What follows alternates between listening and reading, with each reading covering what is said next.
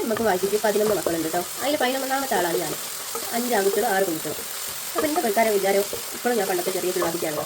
അതായത് 11 ആളുണ്ടാകുമ്പോഴുള്ള ചെറിയൊരു ജീസിലും ഇതൊക്കെ ഉണ്ടാവില്ലല്ലോ. വേറെ ഇത്രയും ആൾക്കാരുണ്ടാകുമ്പോൾ കുറേ പണിയെടുക്കാൻ ഇഷ്ടം പോലെ ആൾക്കാരുണ്ടാവും. അപ്പോൾ നമ്മൾ ചെറിയ മകളെല്ലാം വിചാരിച്ച് ഇങ്ങനെ അടിപൊളി പണിക്കുന്ന കളി. അപ്പോൾ വിചാരം കല്യാണം കഴിഞ്ഞ മക്കൾ 2 മക്കളായി. ഇപ്പോഴും അതേ സ്വഭാവമാണ്. എൻ്റെ പുരത്തെ പണിയെടുക്കാൻ വേലക്കാർക്ക് വെച്ചിട്ടാണ് അവളെ വിചാരം. അപ്പം ഞാൻ എനിക്കൊന്നും ഉണ്ടാക്കാൻ അറിയില്ല എന്നൊക്കെ അവരെ വിചാരം.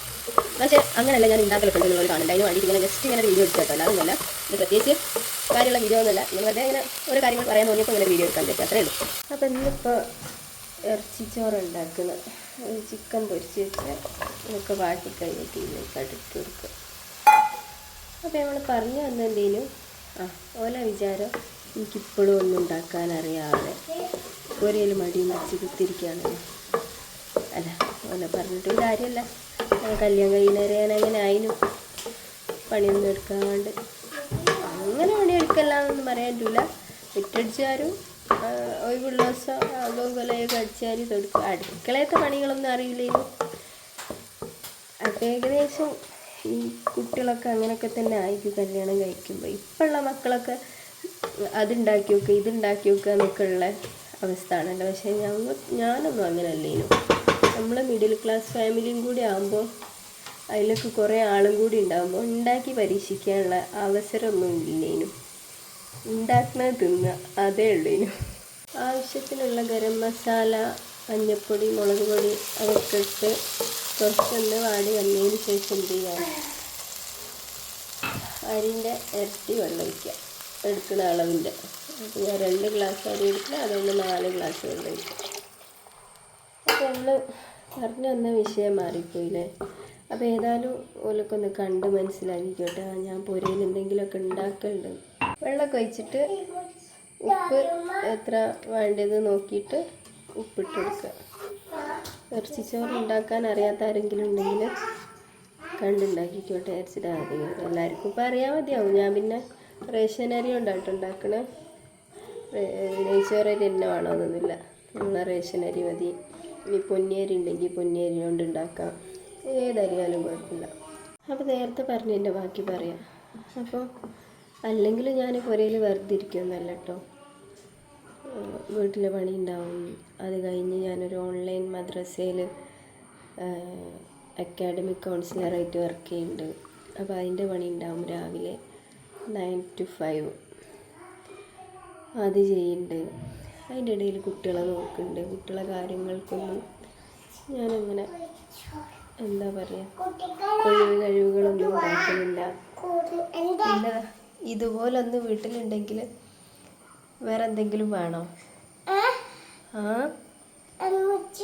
വേറെ എന്തെങ്കിലും സമയം പോവാൻ എന്തെങ്കിലും കാര്യത്തിൻ്റെ ആവശ്യമുണ്ടോ?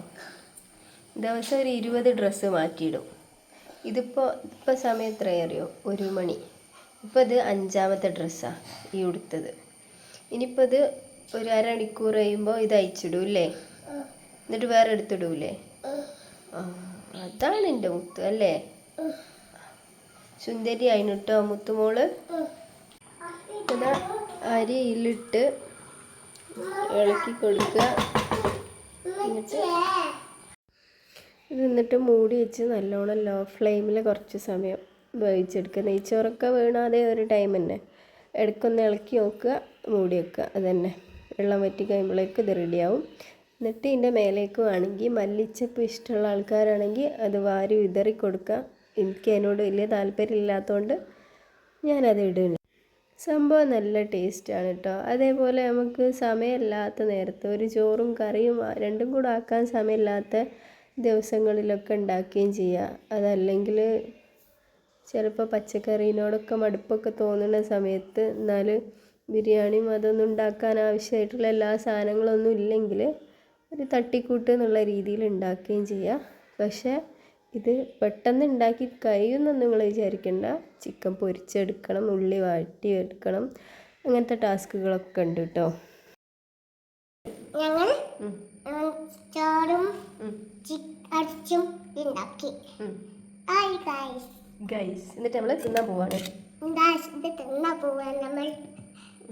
അപ്പോൾ അതാ നേരത്തെ പറഞ്ഞ പോലെ എല്ലാം അഴിച്ചിട്ടിരിക്കുന്നു. 1 2 എണ്ണം ഇപ്പോൾ ഇവിടെ ഉണ്ട്. എന്താ എനിക്ക് പറയാനുള്ളത്, ഇപ്പോൾ ഫ്രീ ആയിട്ട് നടക്കുകയാണ്. ഇനി എപ്പോഴാണാവോ അടുത്തത് എടുത്തിടുന്നത്? അടുത്തത് എടുത്തിടണ ചോറ് തിന്നിട്ടാ? ചോറ് തിന്നണത്. ചോറ് തിന്നിട്ട് ചോറ് തിന്നിട്ട് കുപ്പ പേനും ഈ കുപ്പി ചടിച്ച കുപ്പായും പേനും ഇടും. ഇടും. എന്നാ സെറ്റ്, നമ്മൾ പോയി തിന്ന് വരാം. എങ്ങനെ ആക്ക്? നല്ലതാ. ഇങ്ങനെ എങ്ങനെ? അതിന് മുഖം അങ്ങനെ ആക്കേണ്ടിയില്ല, കൈ ഇതങ്ങനെ കൈ പൊന്തിച്ചേക്ക്.